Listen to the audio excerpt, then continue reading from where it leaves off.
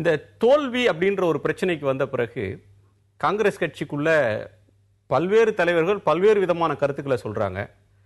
காங்கிரஸ் கட்சிக்குள் ஒரு அரண்மனை கலகம் நடக்கிறது அப்படின்னு பிஜேபி விமர்சிக்கிறது. ராகுல் காந்தி அவருடைய ஆலோசகராக இருந்த திக்விஜய் சிங் உங்களை போன்ற இன்னொரு பொதுச் செயலாளர் அவர் சொல்றார், we lost to the war of perception. மக்களுடைய அனுமானத்தில் அவங்க தலைவர்களை மதிப்பிடுறதுல ராகுல் காந்தியை நாங்கள் இழந்துட்டோம். அவர் முக்கியமான தருணங்களில் முக்கியமான பிரச்சனைகளில் கருத்து சொல்ல தவறிட்டார், பேச தவறிட்டார், மக்களை அணுக தவறிட்டார் அப்படின்னு சொல்றார்.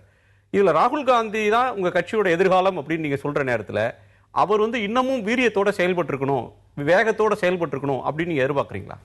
அதாவது காங்கிரஸ் கட்சியில் பொறுத்த வரைக்கும் அன்னை சோனியா காந்திக்கு பிறகு தலைவர் ராகுல் காந்தி துணைத் தலைவர் என்ற முறையில் செயல்படுறாரு. அவர் இந்த 2014 பாராளுமன்ற தேர்தலில் அதாவது காங்கிரஸ் கட்சியுடைய ஸ்டார் பிரச்சாரத்தினுடைய பிரச்சாரத்தை பண்ணார்.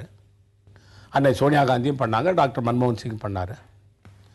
காங்கிரஸ் கட்சி தோல்வி அடைது. அதுக்கு பல காரணங்கள் உண்டு.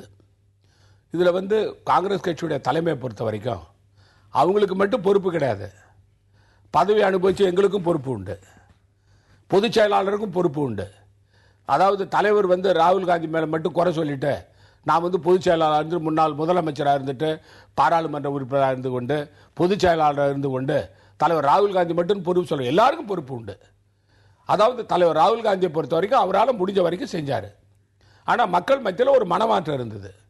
அதாவது இதே இதே இதே இதே தலைவர்கள் எல்லாம் காங்கிரஸ் கட்சி வெற்றி பெற்றிருந்தால் வேற மாதிரி பேசுவாங்க. தலைவர் ராகுல் காந்தியை பொறுத்த வரைக்கும் அவர் அதாவது அரசியலில் ஒரு ஒரு நாணயம் இருக்கணும், நம்பிக்கை இருக்கணும். அதாவது ஜனநாயக முறைப்படி கட்சியில் தேர்தல் நடத்தப்படணும். அது மட்டும் இல்லாமல் காங்கிரஸ் கட்சியை ஒரு அதாவது கேடர் பேஸ் பார்ட்டி ஆகணுன்றதுல அவர் ஆர்வமாக இருக்கார். இளைஞர் காங்கிரஸ் இயக்கத்தை பண்ணார், அதே போல் மாணவர் காங்கிரஸ் இயக்கம் பண்ணார். அதில் அவர் வெற்றி பெற்றார் என்னாலும் சொல்ல முடியாது. அதுக்கு இன்னும் பல காலகட்டத்துக்கு அவருக்கு வயசு இருக்குது. அதனால் அவர் தலைமையில் நாங்கள் செயல்படுறோம். எனக்கு அதில் வருங்காலங்களில் அதாவது இது எங்களை பொறுத்தவரை காங்கிரஸ் கட்சியை பொறுத்த வரைக்கும் இது இடைக்காலமாக எங்களுக்கு ஏற்பட்ட ஒரு தொய்வு தான். அதனால் எதிர்காலம் காங்கிரஸ் கட்சிக்கு பிரகாசமாக இருக்கும். அதில் எனக்கு நல்ல நம்பிக்கை உண்டு. நான் தொடர்ந்து பார்த்து வரேன். இந்திரா காந்தி அம்மா காலத்திலிருந்து நான் பார்க்குறேன். உங்க கட்சியினுடைய தலைவர் திக்விஜய் சிங் ஒன்று பேசுகிறார். இன்னொரு பொதுச் செயலாளராகவும் செய்தி தொடர்பாளராக இருக்கக்கூடிய ஜனார்தன் திவிவேதி அவர் வேறொரு கருத்து சொல்றார். 70 வயசுக்கு மேற்பட்டவங்க ஒரு முக்கியமான பதவிகளை வகிக்க கூடாது அப்படின்ற ஒரு கருத்தை சொல்றார். இன்றைக்கு இன்னொரு கருத்து வருகிறது, ஒரு தலைமுறை மாற்றத்திற்கு காங்கிரஸ் கட்சி தயாராகணும், தலைமுறை மாற்றம் வரணும் அப்படின்றாங்க.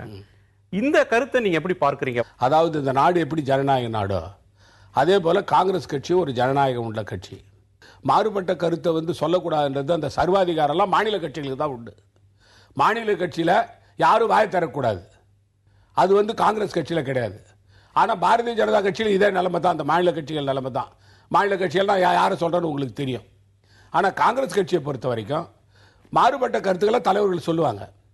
ஆனால் ஒன்று மட்டும் நான் உங்களுக்கு சொல்கிறேன், அதாவது இளைய தலைமுறைக்கு வயதானவர்கள் இடம் கொடுத்து ஒதுக்கி கொள்வது நல்லது.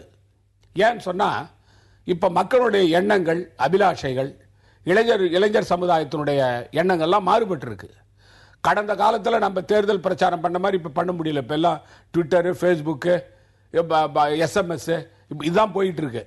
அதாவது மேடை போட்டு பிரச்சாரம் பண்ணி பண்ணுறதை விட இப்போ மக்கள் மத்தியில் ரொம்ப சுலபமாக அணுகுமுறை இந்த டெக்னாலஜிலாம் நிறைய மாறி போச்சு. அது ஒன்று. ரெண்டாவது, நம்ம நாட்டினுடைய வளர்ச்சி, அபரிமிதமான வளர்ச்சி நம்ம அடைஞ்சிருக்கிறோம். மக்களுடைய எண்ணங்கள்லாம் மாறி இருக்கு. அதுக்கு தகுந்த மாதிரி கட்சியை டியூன் பண்ணி கொண்டு வரணும் இளைய சமுதாயம் தான் செய்ய முடியும். அதனால அதாவது காலத்தின் கட்டாயம் வயதானவர்கள் கண்டிப்பா அவங்க வெளியே வந்துருவாங்க, வராம போக முடியாது.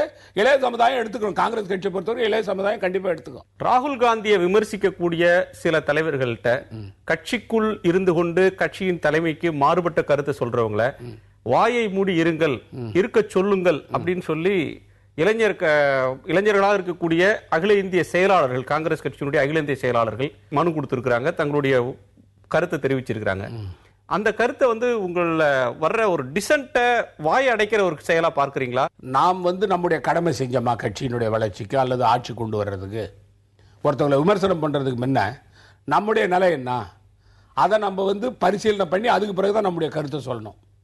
அதுல அந்த தலைவர்கள், விமர்சனம் செய்த தலைவர்கள் அவங்களுடைய கடமை செஞ்சுட்டு சொல்லியிருந்தா நான் ஏற்றுக்குவாங்க. திக்விஜய் சிங்கா இருந்தாலும் யாரா இருந்தாலும் சரி, தனிப்பட்ட முறையில் நான் யாரையும் சொல்லல. அதனால அவங்கள பொறுத்த வரைக்கும் அதாவது தலைவர்கள், பதவி அனுபவித்த தலைவர்கள், ரொம்ப காலமாக அரசியலில் இருக்கிற தலைவர்கள், இவங்கெல்லாம் இளம் தலைமுறைக்கு வழிவிட வேண்டிய காலம் காங்கிரஸ் கட்சியில் இப்போ வந்திருக்கு. தலைமுறை மாற்றத்துக்கான காலம் அரும்பிடுச்சு. ராகுல் காந்தி கட்சிக்கு தலைமை தாங்க வேண்டிய காலம் கணிந்து விட்டதுன்னு சொல்றீங்களா? அது கட்சி தலைமையை பொறுத்த வரைக்கும் அவர் தலைமை பொறுப்பை ஏற்காது முடிவு பண்ண வேண்டியது அன்னை சோனியா காந்தி அவர்களும் காங்கிரஸ் கமிட்டி தான். நான் சொல்ல முடியாது, எனக்கு அதிகாரம் கிடையாது அதில். அது இப்பயே அவர் துணைத் தலைவர் என்ற முறையில் கட்சியினுடைய தலைமை பொறுப்பை ஏற்று கட்சியுடைய முக்கியமான நிகழ்ச்சிகள்லாம் கட்சியமான பொறுப்பை ஏற்று அவர் செய்து கொண்டிருக்கிறார். அவர் திறம்பட செய்து கொண்டிருக்கிறார், எல்லாம் செய்வார், இன்னும் செய்வார். நீங்க திறம்பட செய்யறாருன்னு சொல்லி நீங்க பாராட்டுறீங்க. ஆனால் ஒரு எதிர்க்கட்சி தலைவராக ஒரு இளைஞர் தைரியமா எதிர்க்கட்சி தலைவர் பதவியை அவர் பெற்றிருக்கணும். அதற்கு மாறாக மல்லிகார்ஜுன கார்கே சொல்றார். பிறகு நாடெங்கும் மதக்கலவரம் நடக்கிறது, பிஜேபி ஆட்சிக்கு வந்த பிறகு மதக்கலவரங்கள் அதிகரித்து விட்டன, இதை பற்றி நீங்க பேச அனுமதி மறுக்கிறீங்கன்னு சொல்லி நாடாளுமன்றத்தின் மைய மண்டபத்துக்கு சென்று அமளியில் ஈடுபடுறார், தன்னுடைய கோபத்தை வெளிப்படுத்துறார். மறுநாள் அதை பத்தி விவாதம் நடத்தும் போது அவர் ஆளே இல்ல. முக்கியமான விவாதங்கள்ல கருத்து சொல்லக்கூடியவராக பாராளுமன்றத்தில் பேசல. அவர் அந்த விவாதத்தில் அவர் பேசுவார் அப்படின்னு பார்க்கும் நேரத்தில் அவர் பேசல, வேற யாரோ ஒருத்தர் பேசுறார். ஏன் தன்னோட கருத்தை சொல்றதுக்கு அவர் பயப்படுறார்? அதுல பயப்படுறதெல்லாம் ஒண்ணும் கிடையாது. அவரை பொறுத்த வரைக்கும் அவர் தலைவர் ராகுல் காந்தியை பொறுத்த வரைக்கும் அவர் நான் அவர் கூட நிறைய தேர்தல் பிரச்சாரத்துக்கு போயிருக்கிறேன். நான் பல மாநிலங்கள் பொறுப்பில் இருக்கும்போது அவர் கூட போயிருக்கிறேன். அவர் கட்சியில் ஒழுக்கமாக இருக்கிறவங்க இருக்கணும், ரெண்டாவது நம்பிக்கை நாணயம் உள்ளவங்களாக இருக்கணும், ஊழல் இல்லாத பெருவழிகளாக இருக்கணும், கட்சியில் பிடிப்பாக செயல்படணும், பெரியவங்களை மதிக்கணுன்றதெல்லாம் அவர் ரொம்ப, அதாவது ஏழை எளிய மக்களுக்கு பணிபுரியணும், ஒரு சாதாரண வாழ்க்கை வாழணும்னு நினைக்கிற அந்த மனப்பக்கம் உள்ளவர் அவரோட பழகும்போது எனக்கு தெரியுது. அதனால் இப்போ பாராளுமன்றத்தில் எதிர்க்கட்சி தலைவர் மல்லிகார்ஜுன் கார்கே இருக்கிறாரு. நீங்கள் சொன்ன மாதிரி அந்த விவாதத்தில் அவர் கலந்து கொண்டு இருக்க வேண்டும் என்பது என்னுடைய கருத்தான். அதாவது மதக்கலவர சம்பந்தமான இதில் அவர் கலந்து கொள்ள வேண்டிய கருத்தான். அவரை சந்திக்கும் போது அதை நான் சொன்னேன். அவர் அவரை பொறுத்த வரைக்கும் நான் சொல்லும்போது சிரிச்சிக்கினாரு. அதாவது கொஞ்சம் கொஞ்சமாக சரியாக வரும், எல்லாம் சரியாக வரும். அடுத்து பதவி ஏற்பதற்காக இளவரசர் தயாராகி கொண்டிருக்கிறார். அவர் கொஞ்ச நாள்ல சரியாவாருன்னு சொல்றீங்க. ஆனா ஒரு கட்சி இருக்கிற நிலைமையை பார்த்தா அந்த தலைமை நரேந்திர மோடிக்கு ஈடு கொடுத்து அந்த உங்க கட்சியை ஒரு வெற்றி பாதைக்கு அழைத்து செல்லக்கூடிய அளவுக்கு வசீகரமானவராக அவர் ஒரு மக்கள்கிட்ட நம்பிக்கையை விதைக்கக்கூடியவராக ராகுல் காந்தி இன்னும் பரிணமிக்கலையே. அதாவது உங்களுக்கு இப்பதான் செயல்பட ஆரம்பிச்சிருக்கிறோம். எதிர்கட்சியா இப்ப செயல்பட ஆரம்பிச்சிருக்கிறோம். இது 3 மாசம் தான் ஆகுது. இன்னும் 4 வருஷம் 9 மாசம் இருக்கு.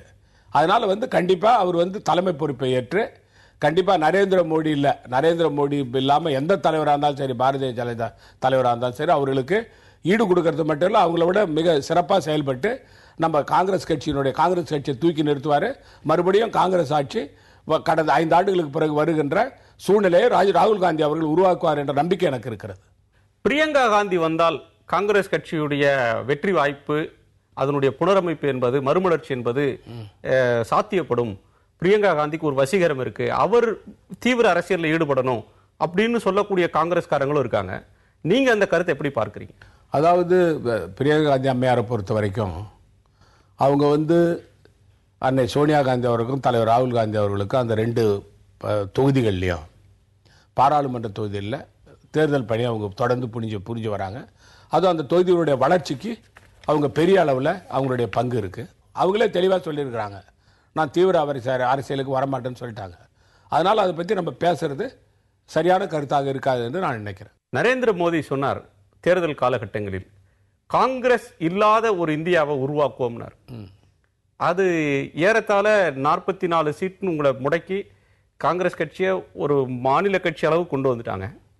அடுத்து வரக்கூடிய சட்டமன்ற தேர்தல்கள்லையும் காங்கிரஸுக்கு பிரகாசமான வாய்ப்பு இல்லை, அடுத்த ரவுண்ட் இதுன்னு சொல்றாரு அமித்ஷா.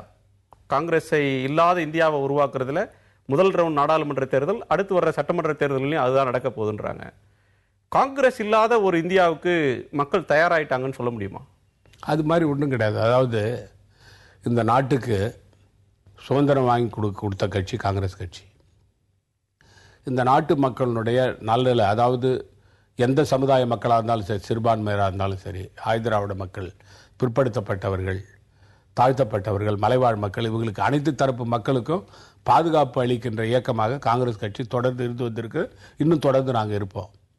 காங்கிரஸ் கட்சியை அழிக்கிறதுக்கு இந்த உலகத்தில் எந்த சக்தியும் கிடையாது.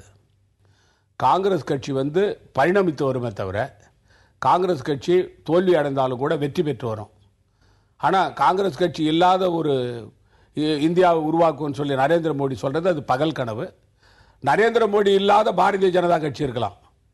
ஆனால் காங்கிரஸ் கட்சியை வந்து நான் வந்து இந்த நாட்டை விட்டு வெளியே அனுப்புவேன்னு சொல்கிறது நரேந்திர மோடி அவர் சொல்கிறது, அவர் வந்து ஒரு நாகரிகமான அரசியல்வாதி இல்லைன்றதை காட்டுது. மிக்க நன்றி. எங்கள் அரங்குக்கு வந்து உங்களுடைய கருத்துக்களை பகிர்ந்து கொண்டமைக்கு மிக்க நன்றி. ரொம்ப நன்றி சார், ரொம்ப நன்றி. உங்களுடைய புதிய தலைமுறை தொலைக்காட்சியை அழைத்து குறிப்பாக அந்த அக்னி பரீட்சையில் பல சிக்கலான கேள்விகள்லாம் கேட்டு அதுக்கு வந்து ரொம்ப சாமர்த்தியமாக பதில் சொல்றதுக்கு வாய்ப்பு கொடுத்த உங்களுக்கு நன்றி. நேயர்களே, மற்றொரு அக்னி பரீட்சை நிகழ்ச்சியில் சந்திக்கலாம். வணக்கம்.